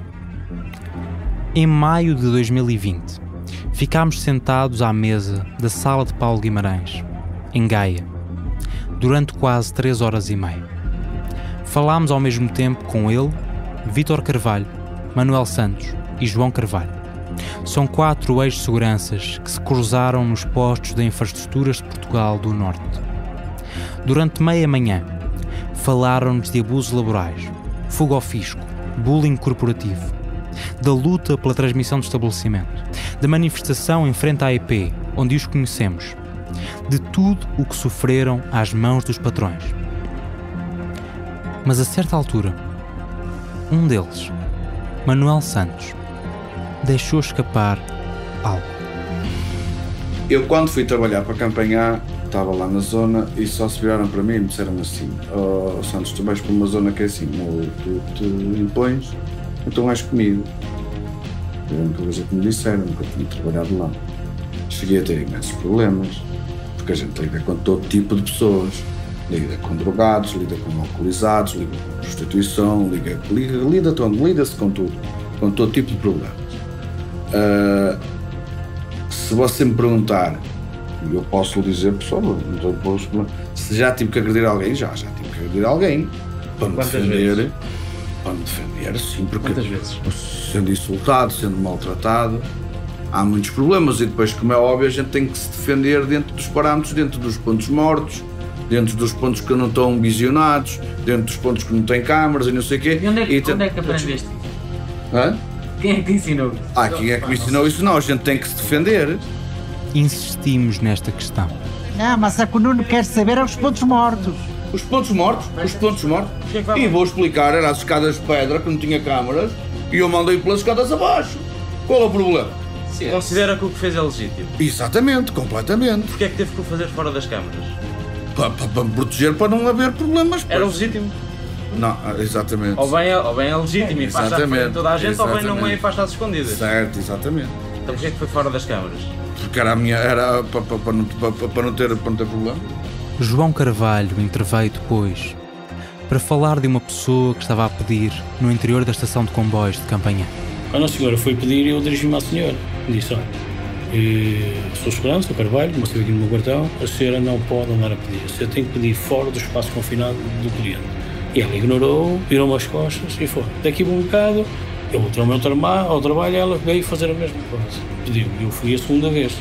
E ela, nem numa nem dúvida, foi para o jardim, daqui a um bocado pega no telefone e ligou para o gorila, para o Sylvester Stallone. Não é? Sylvester Stallone vem para lá fora, agora quero ver quem é que se mete com ela debaixo do braço. Eu cheguei a ver do gabi que era para mim, cheguei a ver do gajo, o seu meu amigo, o senhor agradecia que se levantasse com a senhora, não sei se é a sua esposa ou quem, e agradecia que o senhor saísse fora da estação, porque o senhor está a perturbar o mau funcionamento aqui da estação. O gajo já levanta e dá-me um pontapé. E eu pronto, aí começa a puxar a colar. Eu já estava a ferver da porta para cá. Pimba, mandei para a estação. O gajo bate-me com a cabeça, não bate na linha, bum, lá em baixo. A levança toda atuada, vem a levantar e pego outra vez um pontapé nos queixos outra vez. Né? E acabei de tirar o queixo. E a senhora, esse senhor não bate mais. Não bate mais? Bate mais o quê? A minha sorte, aqui não há coisa. E a senhora agarrou, mas não bate mais o meu marido, mas não é marido, é chulo. Esse é o teu marido, ele é chulo, mano. Estás armado em quê? E o gajo, calma, senhora. E o gajo... Mas isso seria completamente ilegal fazer isso, não é? Não foi legal. Não. Do momento que eu sou agredido, do momento que eu sou agredido, tudo é legal. Tudo é legal. Não é. Ele deu-lhe um pontapé e você atirou-o para uma linha de comboio. Então foi quando ele calhou. Sabe porquê? Porque ele vai atrás, eu não sei o coxino que ele tinha. Depois ele levantou-se e você deu-lhe mais um pontapé em cima. E se vier um comboio de mercadorias, ele leva assim na frente. E era de menos um cartão, era de menos um bilhete de identidade. Coisa mínimo, acredite. Você até fala porque não tem coisas de jornalismo, mas não tem justa causa, está no terreno.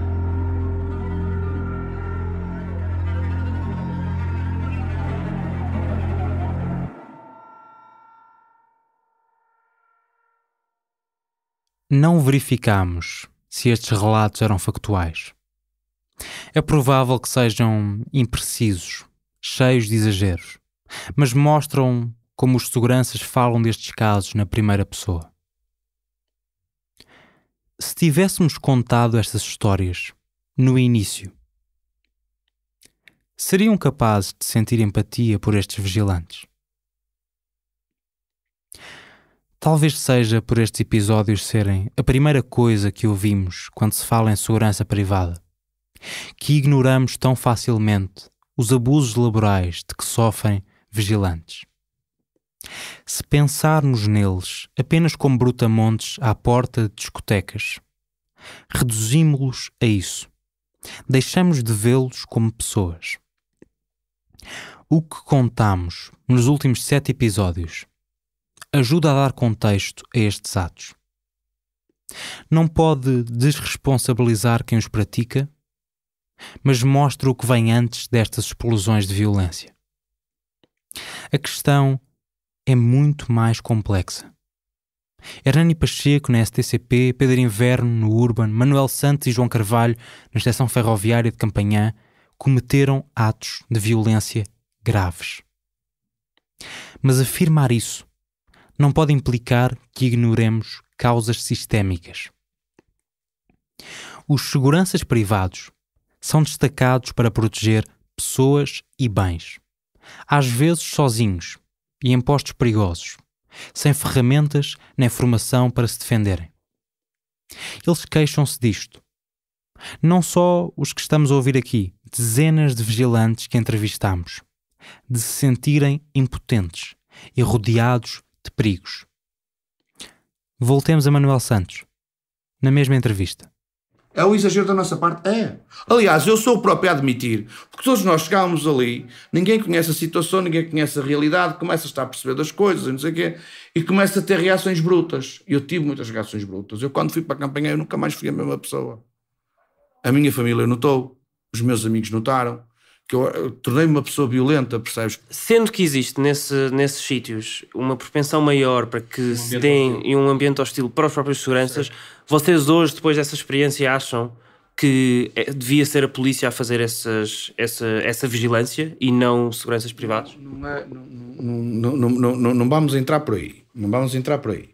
Porque nós temos competências para... Porque assim não tinhas que chamar a polícia. Estava lá a polícia, exato, exato. Nós temos competência... Não, nós temos competência para... Estás a entender? Agora é assim. Não temos nada. Não temos nada. Epá, calma, nós posso temos falar. Competência para quê? Paulo Guimarães. Nós temos competência para quê? Quem é que te deu essa competência? Tu és um boneco fardado. Tu és um boneco... É um Paulo uma vassoura fardado que está lá para incêndios, inundações, encaminhamento de pessoas, ajuda de pessoas, porque não há outra forma, a polícia é cara. E utilizam estas ferramentas, não é?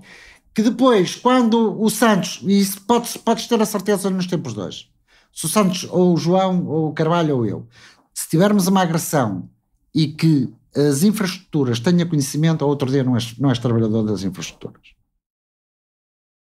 Após pormos os seguranças nestes postos, em que os próprios dizem que são levados a ser violentos, deixamo-los lá, de pé, 12 horas por turno, sem comer, a pensar em quanto do seu salário vai ser roubado pelo patrão ao fim do mês. E depois explodem. Foi isto que nos explicou o bastonário da Ordem dos Psicólogos, Francisco Miranda Rodrigues. O abuso laboral sistémico potencia a violência. Então, um trabalhador que esteja cansado, desmotivado ou preso há maior até probabilidade, sim. num sistema de abuso laboral está mais disposto a ser violento?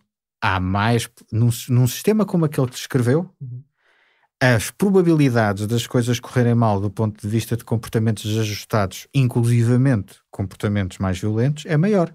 É. Porque todos nós temos as nossas formas de conseguirmos controlar os nossos comportamentos. E essa regulação é mais ou menos automática. Nós, para fazermos isto, precisamos, até do ponto de vista biológico, nós gastamos mais energia enquanto seres humanos. E por isso nós não conseguimos estar sempre a fazer isto. E, portanto, logo, se nós estivermos muito mais cansados, se estivermos sobre um enorme stress, sabemos que tomamos decisões que tendencialmente serão mais automáticas. E tendencialmente cometeremos mais erros nas decisões que tomamos nesses momentos. É possível que estas pessoas e que muitos seguranças que hoje estão no ativo sofram de stress pós-traumático, por exemplo? Sim. A probabilidade de virem a desenvolver stress pós-traumático é maior. Se o nosso nível de stress for durante muito tempo muito elevado, o impacto que isso tem na nossa saúde física também, não é só física e mental, é negativo e pode levar a doença, a perturbação, seja física, seja mental. Há 2 anos, quando começámos esta investigação, pensávamos que a história da segurança privada estava na noite. Quando percebemos que a empresa responsável pela segurança do Urban Beach em 2017, a PSG, tinha passado de vigiar discotecas para guardar estações de comboios, pensámos que a questão real era a transferência dos seguranças violentos da noite para a portaria de serviços públicos. Hoje temos outra análise. Primeiro, o Estado promove os abusos laborais na segurança privada. Depois, esses abusos potenciam atos violentos por parte de vigilantes. E finalmente, quando é chamado a intervir, a encontrar forma de afastar pessoas com tendências violentas de vigilância, o Estado é incompetente a aplicar as suas próprias leis. Os representantes eleitos ou não se aperceberam, ou não querem admitir que a bandeira do cadastro limpo é uma mentira e os filtros psicológicos são, até agora, imaginários. O Estado é responsável pela violência sistémica na segurança privada. É um dos que a potencia e é incapaz de a travar. Não pode alegar a ignorância. Os processos de Hernani Pacheco, o caso Urban, está tudo no sistema judicial português. Foi a PSP a tirar-nos dúvidas de interpretação da lei. Foi o diretor do Departamento de Segurança Privada o primeiro a admitir ao Fumaça que não estavam a ser aplicados os testes psicológicos. E Pedro Neto Gouveia garante que a PSP sabe precisamente quão violentos conseguem ser seguranças privados. O meu pessoal que faz a fiscalização vai recolhendo informações acerca do setor. Portanto, eu não posso estar cego em relação àquilo que se passa no setor. Portanto, eu vim para aqui, vocês fazerem umas perguntas e eu dizer assim, não sei o que é que se passa. Eu sei tudo o que se passa. Felizmente. Sei tudo o que se passa porque a minha porta está permanentemente aberta para todos os responsáveis do setor. E, portanto, eu falo com toda a gente. Portanto, eu sei tudo o que se passa. E, portanto, e o meu pessoal, que são umas máquinas, sabe quem é o A, quem é o B, onde é que anda o C, o que é que andam a fazer, Hell Angels, etc. Nós também damos a nossa perninha. Portanto, o meu pessoal sabe isso tudo. Tudo. Portanto, aquela ligação que há muitas vezes entre os ginásios que fomentam essa... Tudo, nós sabemos quais são tudo. os ginásios. Nós sabemos tudo. Então temos que... Está muito bem. Está tudo. Muito Não, obrigado. passamos- Estamos a entender. É uma bela maneira de terminar uma entrevista. Nós sabemos tudo. É uma grande frase. Não exageremos, mas Dentro das em princípio, sim. Pelo menos aqueles cromos menos repetidos, esses sabemos. No total, fizemos 60 entrevistas para esta série. São 90 horas de áudio. Há uma voz que nunca ouvimos. A pessoa que desde 2017 tem sobre a sua tutela a segurança privada portuguesa. O Ministro da Administração Interna, Eduardo Cabrita. Não foi por falta de esforço. Desde 2018 que andamos a pedir uma e outra vez uma entrevista ao governante. Durante quase 3 anos, nunca foi oportuno discutir a segurança privada. Uma parte da sua tutela que emprega mais pessoas do que a PSP e a GNR juntas. Mais do que os 3 ramos das Forças Armadas. 45 mil vigilantes. Um exército de precários, financiado pelo Estado com 1.000 milhões de euros em contratos públicos só nos últimos 12 anos. Continuemos então a reflexão sem ele. Há uma dúvida em particular que se me coloca e para que não tenho resposta. Deixo-a para ponderarmos. Sabendo a dimensão dos abusos na segurança privada, a fragilidade da legislação, a ineficácia de sindicatos, a falta de recursos de reguladores e o desinteresse de políticos e governantes. O que é que devemos fazer com este setor? Voltemos à Constituição da República Portuguesa. Pela última vez. Artigo 27.1. Todos têm direito à liberdade e à segurança. Este é um dos princípios basilares da democracia, como os constituintes os definiram no preâmbulo após o 25 de Abril. Mas se garantir a segurança de todos os cidadãos e o cumprimento das leis é uma obrigação do Estado, por que é que qualquer pessoa ou empresa há de ter de pagar a seguranças privados para cumprir essa função? Ao externalizar a segurança privada, o Estado passou a beneficiar de violações de direitos laborais sem ter de as levar a cabo diretamente. Usar empresas de vigilância permite que se poupe muito dinheiro, mas que se levante um véu de ignorância para que não tenhamos de encarar as condições a que submetemos trabalhadores. Há outra vantagem. Quando alguma coisa corre mal, mesmo mal, o Estado não tem de se responsabilizar diretamente por casos de violência. Porque não são polícias, nem funcionários públicos, são seguranças selecionados por empresas privadas. Só estão a prestar temporariamente um serviço ao Estado, às vezes durante décadas. Tal como com os abusos laborais, há um cordão sanitário.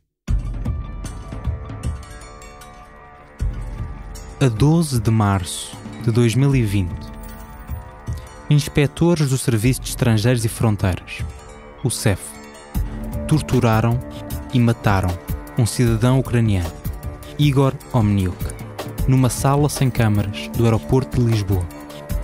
1 ano depois, estamos a discutir a dissolução do SEF. Mas naquelas instalações, para além dos inspetores do SEF, também havia seguranças privados, funcionários da Prestibel. E eles terão, pelo menos, atado Igor Omniuk de pés e mãos com fita adesiva durante a última noite em que ele esteve vivo. Se tivessem sido estes vigilantes a matar Igor Omniuk, estaríamos hoje a discutir a extinção da segurança privada? Ou teríamos só acabado com este contrato de prestação de serviço? Eu tenho uma aposta. Acho que faríamos o mesmo que fizemos quando um segurança privado espancou uma imigrante colombiano no São João do Porto, em 2018.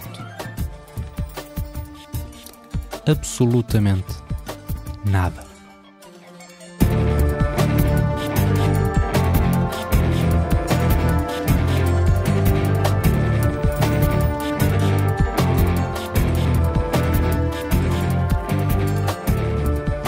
Luvas é o 8º e último episódio da série Exército de Precários.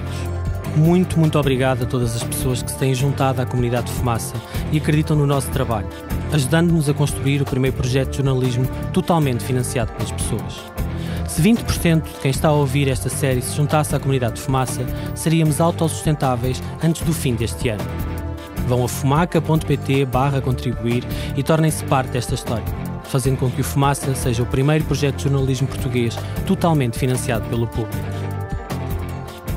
Na entrevista extra que acompanha este episódio e que podem ouvir em exclusivo, falamos com o Superintendente Pedro Neto Gouveia, coordenador do Departamento de Segurança Privada da Polícia de Segurança Pública, a entidade que fiscaliza o setor da segurança privada e emite os cartões profissionais que dão acesso à profissão de vigilante. O polícia diz que sabe tudo o que se passa na segurança privada e que conhece quem abusa e quem cumpre. Admite os abusos laborais, a violência e até a falta de cumprimento por parte da lei. Este episódio foi escrito pelo Nuno Viegas, que também fez a investigação e reportagem desta série, com o Ricardo Esteves Ribeiro e comigo, Pedro Miguel Santos. Eu e o Ricardo fizemos a edição e o fact-checking. O Bernardo Afonso também participou nas discussões de verificação de factos e fez ainda a edição de som, o sound design, e compôs, interpretou e misturou a banda sonora original. A Joana Batista criou a imagem, a Maria Almeida fez a estratégia de marketing e a Sofia Rocha e o Tomás Pinho implementaram a página online. Passem por lá para ver as ilustrações, a transcrição de todos os episódios e documentação que ajuda a aprofundar o que ouviram hoje.